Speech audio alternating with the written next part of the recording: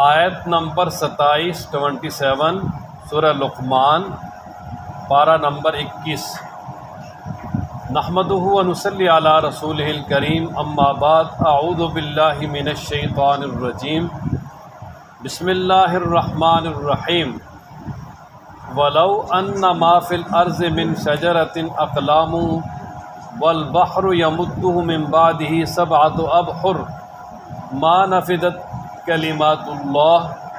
ان اللہ عزیز حکیم۔ صدق اللہ العظیم۔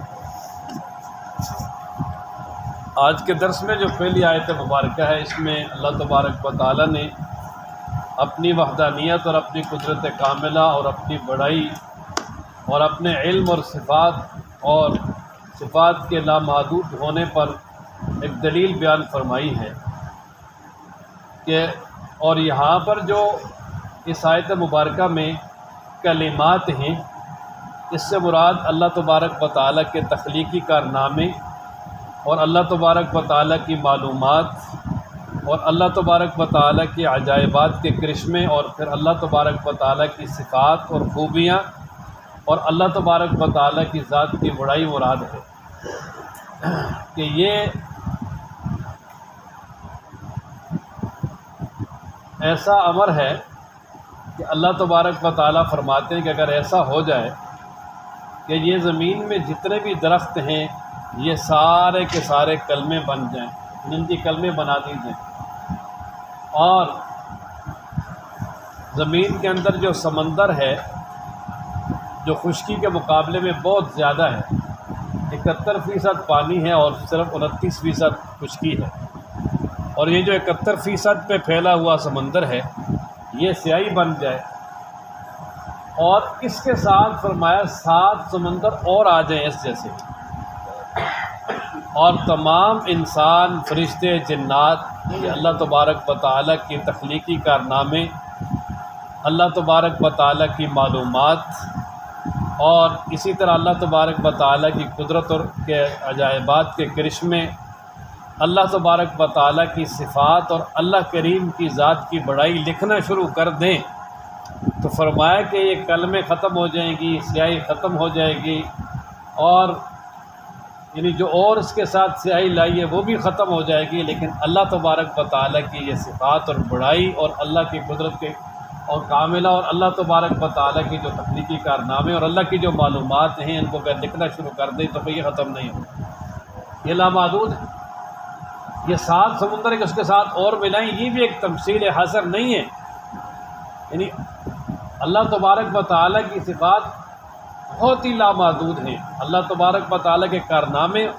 اور اللہ تبارک و تعالیٰ کی جو معلومات ہیں وہ لامحدود ہیں، ان کی کوئی حد نہیں ہے، ان کو کوئی نہ لکھ سکتا ہے، نہ جمع کر سکتا ہے، اور نہ جو وہ کسی کے عقل میں سما سکتی۔ اور جو قرآن مجید میں اللہ تعالیٰ نے اہم مضامین بیان فرمائے ہیں ان کو کم از کم 2 مرتبہ ضرور بیان کیے، یہ بڑا اہم مضمون ہے، اس کو بھی اللہ تبارک و تعالیٰ نے سورہ کہف میں بھی بیان کیا اور یہاں بھی بیان فرمایا، تھوڑے سے الفاظ کا فرق ہے۔ فرمایا نا وَلَوْ، اور اگر ایسا ہو کہ اَنَّ مَا، کہ بے شک جو کچھ ہے فی الارض زمین میں، من شجرۃ درختوں سے، اقلام وہ یعنی قلم بن جائیں، والبحر اور سمندر یعنی سیاہی بن جائے، یمدہ من بعدہ سبعۃ ابحر، اور اس کے بعد 7 سمندر اور مزید سیاہی بن جائیں، سبعۃ ابحر 7 سمندر مزید اور سیاہی بن جائیں، اور اس یہ کہ 7 سمندر اور جو ہے وہ اس کو سیاہی مہیا کریں، یمدہ مہیا کریں، اس کے بعد 7 سمندر اور، تو ما نفدت، تو نہیں ختم ہوں گے کلمات اللہ، اللہ کے کلمات، اللہ کی صفات، اللہ کی بڑائی اور اللہ کی معلومات کے لکھنے سے ختم نہیں ہوں، سیاہیاں ختم ہو سکتی۔ ان اللہ، بے شک اللہ تعالیٰ، عزیز غالب ہے، حکیم حکمت والا ہے، کہ اللہ تبارک و تعالیٰ نے اپنے کارنامے ظاہر کیے ہیں، اللہ کی ذات پوشیدہ ہے۔ ما خلقکم ولا بعثکم، یہ بھی اللہ تبارک و تعالیٰ کی طرف سے قیامت کی فکر دلائی گئی ہے کہ اللہ تبارک و تعالیٰ فرماتے ہیں کہ قیامت والے دن تم سب کا اللہ تبارک و تعالیٰ فرماتے ہیں کہ دنیا میں تم سب کا پیدا کرنا، اور اسی طرح پھر دوبارہ قیامت والے دن تمہیں دوبارہ اٹھانا، یہ اللہ تبارک و تعالیٰ کے ہاں اس طرح جس طرح کہ ایک جان کا پیدا کرنا، یعنی پوری مخلوقات کا پیدا کرنا اور ایک جان کا پیدا کرنا، پوری مخلوقات کو دوبارہ زندہ کرنا اور ایک آدمی کو زندہ کرنا، فرمایا اللہ پہ برابر ہے۔ وجہ یہ کہ اللہ تبارک و تعالیٰ نے کون کہنا فیکون ہو جانا، اس لیے اللہ تبارک و تعالیٰ پہ کوئی چیز مشکل نہیں ہے۔ وجہ یہ ہے کہ جس طرح اللہ تبارک و تعالیٰ سننے والا جاننے والا ہے، تو اسی طرح اللہ تبارک و تعالیٰ کی قدرت بھی بڑی وسیع ہے۔ اس لیے فرمایا قیامت والے دن اللہ تبارک و تعالیٰ تمہیں زندہ کریں گے اور اللہ کے سامنے کھڑے ہو کے جواب دینا پڑے گا، اس لیے فرمایا اس کی تیاری کر لو۔ فرمایا نا ما خلقکم، نہیں ہے تمہارا سب کا پیدا کرنا، ولا بعثکم، اور نہیں ہے تمہارا دوبارہ اٹھانا، الا کا نفس واحدہ، مگر ایک جان کی طرح۔ ان اللہ، بے شک اللہ تبارک و تعالیٰ سمیع بصیر،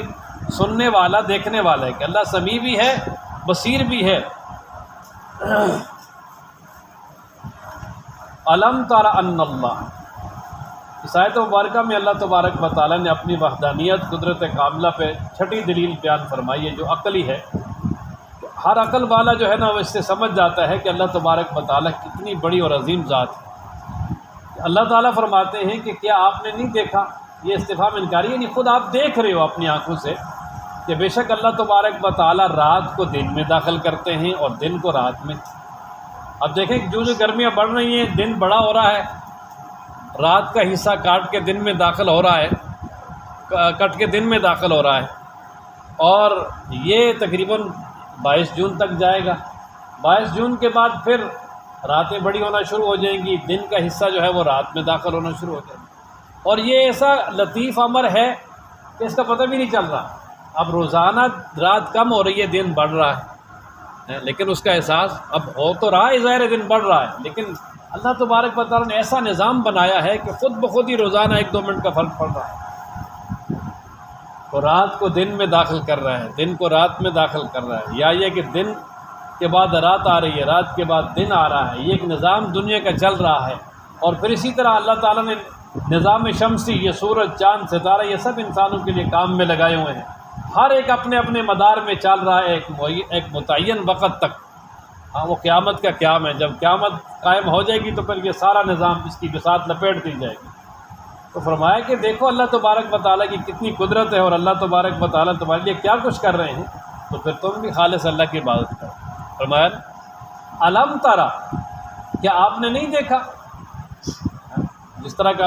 ہم آپس میں سوال کرتے ہیں، یار کیا آپ نے وہ دیکھا نہیں ہے، مطلب دیکھا ہے، اس کو عربی میں استفہام انکاری کہتے ہیں، مطلب آپ نے دیکھا ہے کہ ان اللہ، بے شک اللہ تعالیٰ وہ ذات ہے، یولج اللیل، جو داخل کرتا ہے رات کو فی النہار، دن میں، وہ یولج النہار، اور داخل کرتا ہے دن کو فی اللیل، رات میں، وسخر الشمس والقمر، اور اس نے کام میں لگا دیا ہے سورج کو اور چاند کو۔ سخر، تسخیر مانا تابع کرنا، کام میں لگانا۔ کل، ہر ایک، یجری، چل رہا ہے، الی اجل مسمی، ایک وقت معین تک، ایک وقت جو اللہ تبارک و تعالیٰ کے ہاں متعین ہے، یہ چل رہا ہے۔ وَأَنَّ اللَّهَ بِمَا تَعْمَلُونَ خَبِيرٌ، اور بے شک اللہ تبارک و تعالیٰ جو کچھ تم کرتے ہو اس کی خبر رکھنے والا ہے۔ ذَلِكَ، یہاں سے اللہ تبارک و تعالیٰ بیان فرماتے ہیں کہ یہ جو ماقبل دلائل ذکر کیے ہیں اللہ تعالیٰ نے اپنی قدرت کاملہ کے اور اپنی وحدانیت کے، یہ اس لیے ذکر کیے ہیں تاکہ انسان جان لے کہ معبود برحق صرف اللہ تعالیٰ ہی ہے۔ ان دلائل پہ غور کر کے، ان دلائل سے یہ نتیجہ اخذ کر لے کہ معبود برحق صرف اللہ تعالیٰ ہے، اور اللہ کو چھوڑ کر یہ لوگ جن باطل معبودوں کو پکارتے ہیں وہ بالکل باطل ہیں، ان کا کوئی وجود نہیں، کوئی جواز نہیں ان کے لیے۔ اور اللہ تبارک و تعالیٰ ہی بہت بلند ہے مرتبے کے اعتبار سے، اور ذات کے اعتبار سے بھی بہت بڑا ہے۔ اللہ اکبر، اللہ سب سے بڑا ہے۔ فرمایا ذالک، یہ اس وجہ سے ہے، ذالک یہ اس وجہ سے، یعنی یہ پیچھے جو دلائل بیان کیے یہ اس وجہ سے بیان کیے ہیں کہ بِأَنَّ اللَّهَ، بے شک اللہ تعالیٰ، هو الحق، وہی معبود برحق ہے، وَأَنَّ، اور بے شک ما وہ، یدعون جن کو یہ مشرکین پکارتے ہیں من دونہ اس کے علاوہ الباطل وہ باطل کہ جن کو یہ اللہ کے علاوہ پکارتے ہیں وہ باطل ہیں، یعنی ان کی کوئی حقیقت نہیں، معبود برحق صرف اللہ ہی ہے۔ وَأَنَّ اللَّهَ اور بے شک اللہ تعالیٰ هُوَ الْعَلِيُّ الْكَبِيرُ وہی بلند و بالا ہے، بہت بڑا ہے۔ علم تارا، اب اس آیت مبارکہ سے رب ذوالجلال اپنی وحدانیت پر اس سورہ مبارکہ میں 7ویں عقلی دلیل بیان فرما رہے ہیں۔ اللہ تبارک و تعالیٰ فرماتے ہیں کہ اے انسان کیا آپ نے دیکھا نہیں، یعنی مطلب اپنی آنکھوں سے آپ دیکھ رہے ہو، دیکھا ہے کہ کشتیاں جو ہے یہ اللہ تبارک و تعالیٰ کی نعمت کے ساتھ سمندر میں چل رہی ہیں، کہ سمندر میں بڑے بڑے بے جہاز ہیں جو چل رہے ہیں، اور یہ جو 7 بر اعظم ہیں ان کے درمیان جو تجارت کی بہت بڑی نقل و حرکت ہے وہ انہی کے ذریعے ہے، اور سمندروں کے اندر کے ذریعے سفر بھی کیا جا رہا ہے، کشتیوں کے ذریعے مچھلیاں بھی پکڑی جا رہی ہیں۔ تو گویا کہ بہت بڑا سمندر ہے پانی، جس کے اوپر چھوٹی سی بھی چیز اگر ڈالیں تو وہ نیچے تہہ میں چلی جاتی، لیکن اللہ تبارک و تعالیٰ کی قدرت ہے کہ انسان کو عقل دی ہے، اور انسان نے اس طریقے سے کشتیاں اور بڑے بڑے جہاز بنا دیے۔ اب تو بڑے بڑے بحری بیڑے جو سمندر کے اوپر چل رہے ہیں، فرمائے یہ اللہ تبارک و تعالیٰ کی نعمت کے ساتھ، کہ اللہ تبارک و تعالیٰ کی رحمت کے ساتھ چل رہے ہیں، اور پھر اللہ کی نعمتوں کو ادھر ادھر بکھیر رہے ہیں اور براعظموں کے درمیان پہنچا رہے ہیں۔ یہ اس لیے ہے تاکہ اللہ تبارک و تعالیٰ تمہیں اپنی قدرت کاملہ کی نشانیاں دکھائے، اور ان کو دیکھ کر تم ان سے نصیحت حاصل کرو۔ اور یہ بھی دیکھیں بحری جہاز بھی ایک بہت بڑا نظام ہے۔ جو لوگ یہاں کام کرتے رہے ہیں یا جو اس چیز کو جانتے ہیں، انہیں پتہ ہے کہ یہ کتنا بڑا ایک پورا علم ہے اور پوری ایک صنعت اور کاریگری ہے، اور اللہ تبارک و تعالیٰ نے کس طرح جو ہے اسے سمندر کے اندر مسخر کیا ہوا ہے، اور انسان جو ہے اس کے ذریعے کہاں سے کہاں پہنچ رہے ہیں۔ علم تارا، کیا آپ نے نہیں دیکھا، ان الفلک کا بے شک کشتیاں تجری چلتی ہیں فی البحر سمندر میں، بنعمت اللہ اللہ کی نعمت کے ساتھ، لیجریکم تاکہ تمہیں اللہ دکھائے، من آیاتی ہی اپنی نشانیاں، تاکہ رب ذوالجلال تمہیں اپنی نشانیاں دکھائے۔ اور سمندر کے اندر سفر میں ویسے بھی بڑے بڑے مصائب اور بڑے بڑے معاملات اور بڑے جو ہیں وہ بیداری کی چیزیں ملتی ہیں۔ ان فی ذالک، بے شک اس میں یعنی کشتیوں کے سمندروں میں چلنے میں، لآیات، البتہ نشانیاں ہیں، لکل، ہر اس آدمی کے لیے، صبار، جو بہت زیادہ صبر کرنے والا ہے، شکور، جو شکر کرنے والا ہے۔ تو جو صبر و شکر کرنے والا ہے اس کے لیے نشانیاں، یعنی وہ اس سے نصیحت حاصل کریں گے۔ وَإِذَا غَشِيَهُمْ مَوْجٌ، اللہ تبارک و تعالیٰ نے یہاں سے مشرکین کی حالت بیان کی کہ مشرکین جب سمندر میں کشتیوں میں سفر کرتے تھے تو ان کا یہ طریقہ کار اور عقیدہ تھا کہ جب درمیان میں کسی جگہ سمندر کی اندر جو ہے وہ موجیں آ جاتی اور کشتی کو چاروں طرف سے گھیر لیتی، اور اب وہ سمجھتے کہ ہماری کشتی ناؤ ڈوبنے والی ہے اور کشتی ٹگمگانے لگتی، تو اس وقت صرف اللہ کو پکارتے، خالص لا الہ الا اللہ، خالص اللہ کو پکارتے، اور یا اللہ آپ ہی بچانے والے ہیں، بچا لیں۔ اور اللہ فرماتے ہیں کہ جب ہم ان کو کنارے پہ لے آتے تو پھر کچھ لوگ ان میں سے میانہ روی اختیار کرتے تھے، یعنی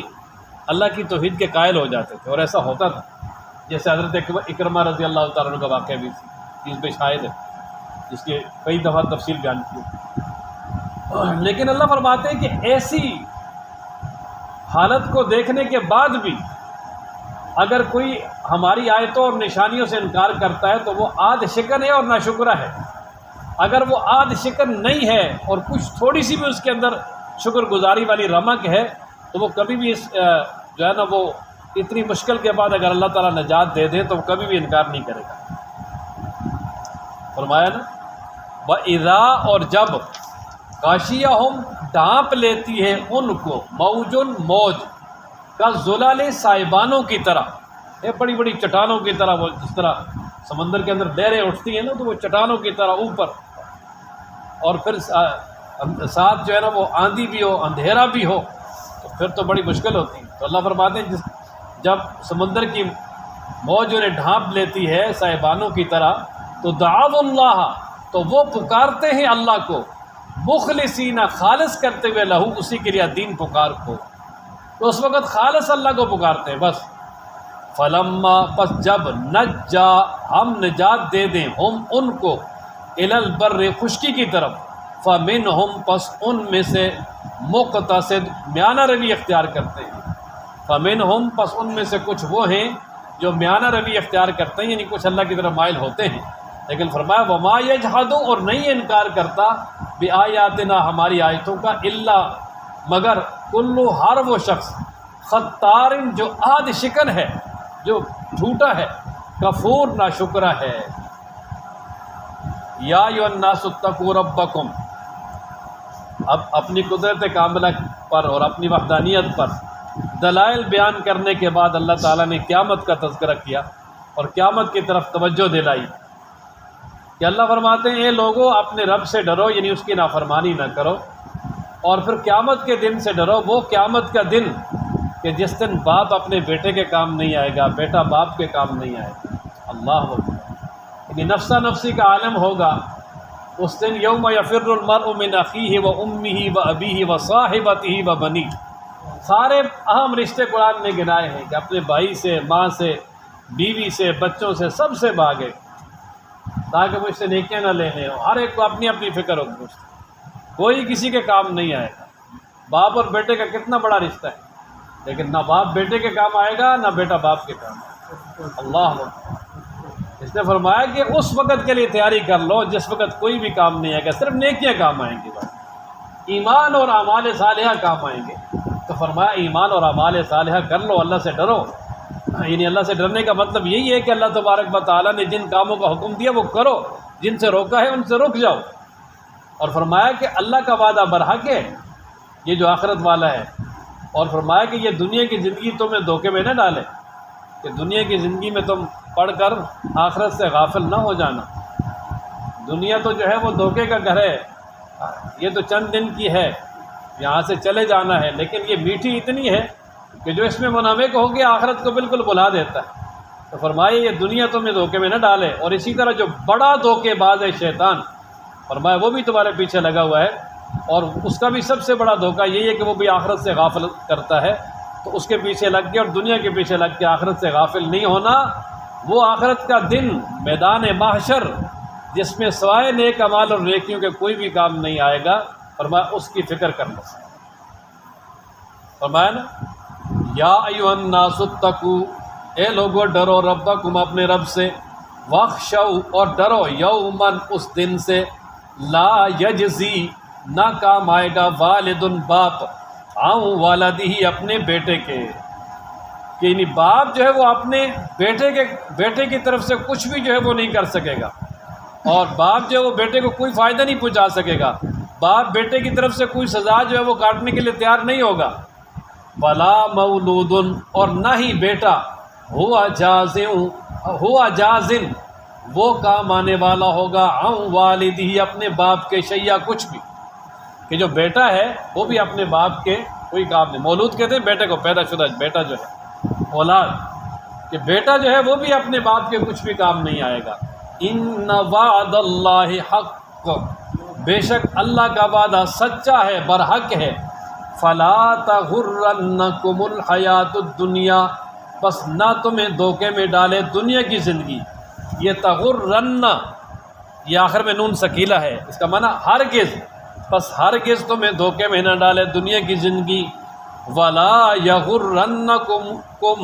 اور ہرگز تمہیں دھوکے میں نہ ڈالے باللہ اللہ کے بارے میں، الغرور بڑا دھوکے باز، یہ فعول کے وزن پر ہے، مبالغہ کا ہے، کہ شیطان سے بڑا دھوکے باز کوئی بھی نہیں، جو سب سے بڑا دھوکے باز شیطان ہے۔ فرمایا وہ اللہ کے معاملے میں تمہیں دھوکے میں نہ ڈالے۔ ان اللہ عندہ علم الساعہ، اب آخر میں اللہ تبارک و تعالی نے ان 5 چیزوں کا تذکرہ کیا کہ جن کا علم صرف اللہ تعالیٰ کی ذات کو، کہ یہ ایسے امور ہیں کہ جن کا علم صرف اللہ تبارک و تعالیٰ کی ذات کے پاس ہے۔ وہ یہ ہے کہ قیامت کب قائم ہوگی، بارش کب آئے گی، کتنی ہوگی، ماں کے پیٹ میں کیا ہے، اور انسان نے کل کیا کچھ کرنا ہے، اور انسان کی موت کس جگہ پہ آنی ہے، یہ اللہ تبارک و تعالیٰ ہی جانتے ہیں۔ اللہ بخاری شریف میں منقول ہے کہ ایک شخص نبی پاک صلی اللہ علیہ وسلم کے پاس آیا اور آ کر عرض کی کہ قیامت کب قائم ہوگی؟ آپ صلی اللہ علیہ وسلم نے یہی 5 چیزیں گنوائی، فرمایا قیامت ان 5 چیزوں میں سے ہے کہ جن کا علم صرف اللہ کے پاس ہے۔ اور اسی طرح تفسیر قرطبی میں ہے، حضرت عبداللہ ابن عباس اور دیگر صحابہ سے منقول ہے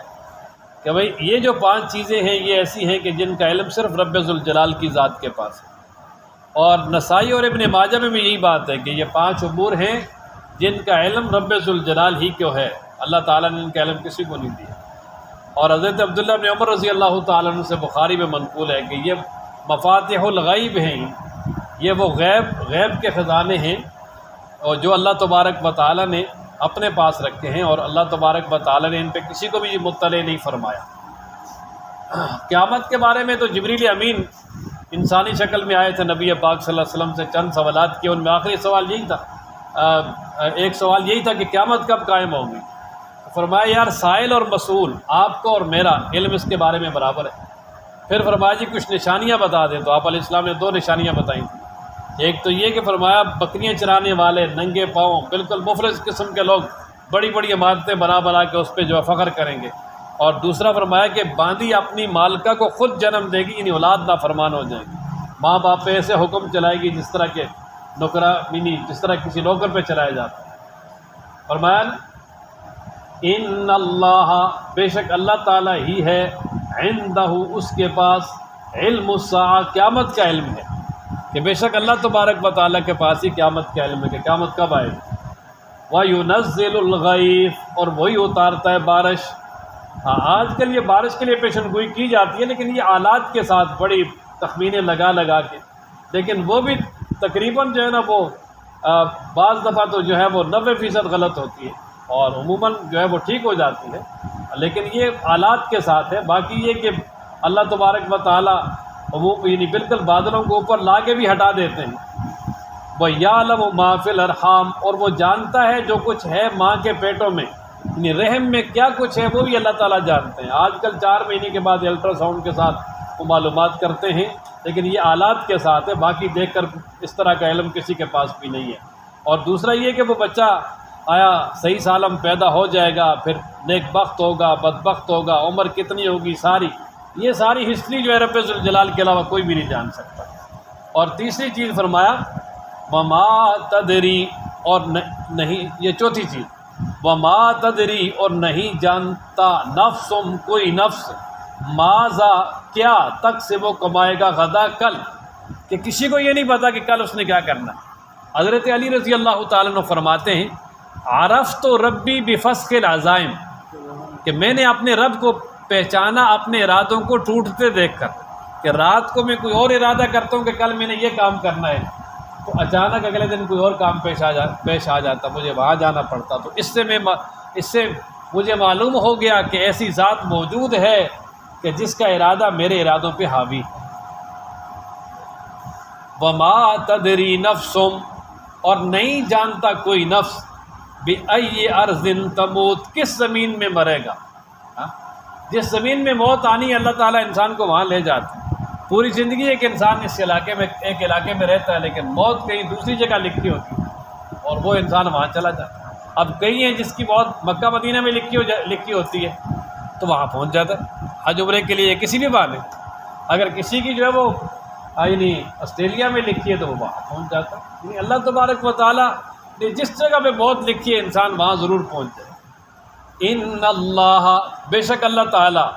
علیم خبیر، جاننے والا ہے، خبر رکھنے والا ہے، ہر ایک کے حالات سے باخبر ہے اور سب کچھ جاننے والا ہے۔ اور ایک کتابوں میں ایک واقعہ لکھا ہے، خلیفہ منصور، اس کو خواب آیا، تو خواب میں ایک شخص نظر آیا، تو اس سے اس نے پوچھا جی کہ میری عمر کتنی ہے؟